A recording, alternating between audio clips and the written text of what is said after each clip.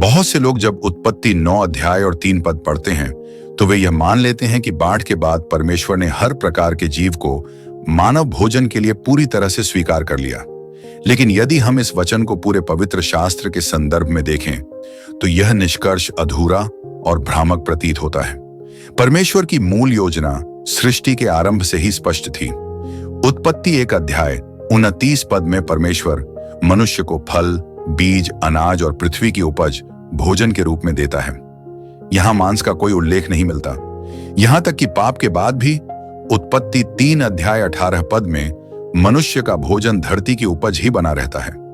इससे यह स्पष्ट होता है कि परमेश्वर की आदर्श व्यवस्था कभी भी मांसाहार पर आधारित नहीं थी। अब प्रश्न यह उठता है कि फिर उत्पत्ति 9 अध्याय 3 पद क्यों? इसका उत्तर हमें बाढ़ के बाद की वास्तविक परिस्थिति में मिलता है। बाढ़ के बाद पृथ्वी की सारी वनस्पति नष्ट हो चुकी थी। भूमि अभी उपज नहीं दे रही थी।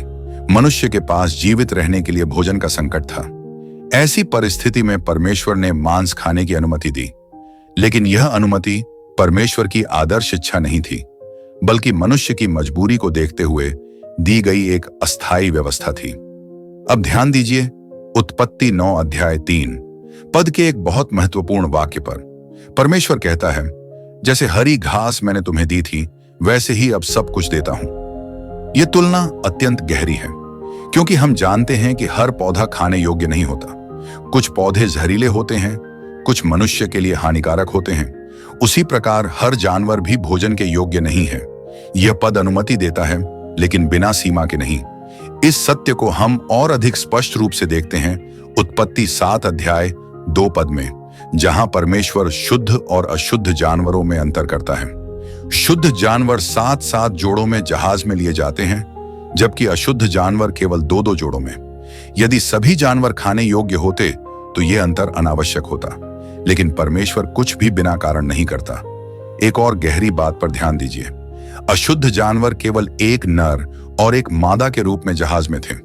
यदि उन्हें खाने की अनुमति होती तो वे शीघ्र ही समाप्त हो जाते और उनकी प्रजाति आज अस्तित्व में नहीं होती। लेकिन वे बचे रहे, और यह स्वयं इस बात का प्रमाण है कि परमेश्वर ने अशुद्ध जानवरों को कभी भी भोजन के रूप में स्वीकार नहीं किया।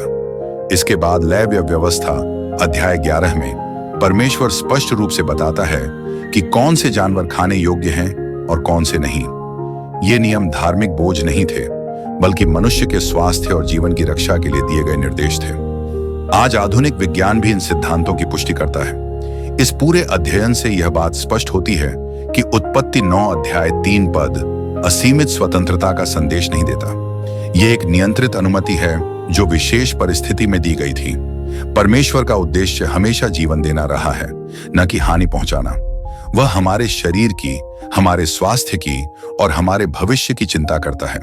और आज भी यह सत्य हमारे लिए उतना ही प्रासंगिक है, क्योंकि हमारा शरीर पवित्र आत्मा का मंदिर है। इसीलिए हम क्या खाते हैं यह केवल शारीरिक निर्णय नहीं, बल्कि एक आत्मिक चुनाव भी है। जब हम परमेश्वर की बुद्धि को समझकर उसके मार्ग में चलते हैं तो उसकी आज्ञाएं बोझ नहीं बनती, बल्कि हमारे लिए आशीष का कारण बनती हैं।